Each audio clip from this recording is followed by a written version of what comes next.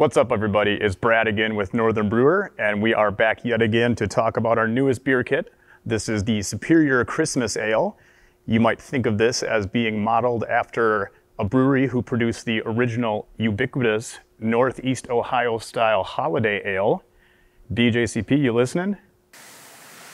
What goes into this beer? It's relatively simple. We're talking 2-row, little bit of wheat, little bit of Brie special roast, dash of roasted barley. But what really makes this beer stand out is boil kettle additions of ginger root, cinnamon sticks, and then a dollop of honey right before fermentation happens. So you get all these wonderful malt flavors, perfectly balanced ginger with a cinnamon. It's nice and warming. It's not overbearing by any means, and it is a smooth sipper. Have a few of these and you'll be feeling the holiday joy pretty quickly.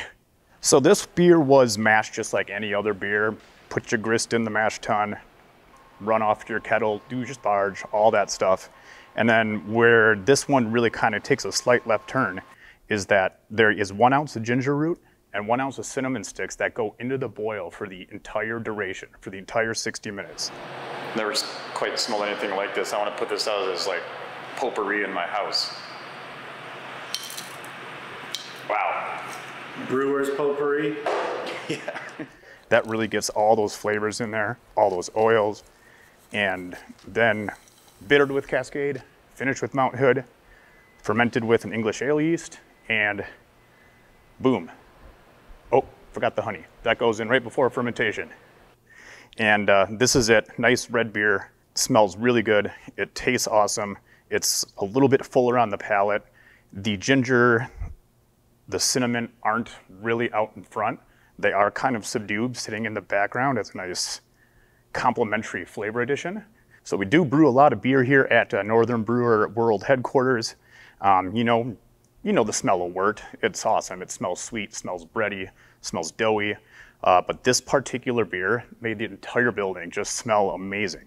With that long duration boil, the cinnamon and ginger, it was just incredible. So many people came up and asked me what the hell I was brewing. And that smell lingered in here for a while. It almost smelled like somebody was baking a loaf of cinnamon bread that had some extra spices into it. It's almost had nearly a dark cherry note to it in the background. So it was just wonderful smells. We're putting this recipe together, a little skeptical on boiling the cinnamon and the ginger for an entire hour. You know, you think you might get too much over extraction from the cinnamon, get some weird kind of bitter compounds in there. Same with the ginger, but much to our surprise, it turned out awesome. You don't get any of that astringency or extra bitterness from the long boil. And if you were to just throw those spices in at the very end, you wouldn't have really enough time to get those aromatic compounds out of the spices into the wort. So I really think that the 60-minute boil was the way to go. The end result speaks for itself. One thing again to remember about this beer is it's not just for the holidays, not just for Christmas or any of the holidays near. It's awesome in the late fall. It's perfect in the early spring.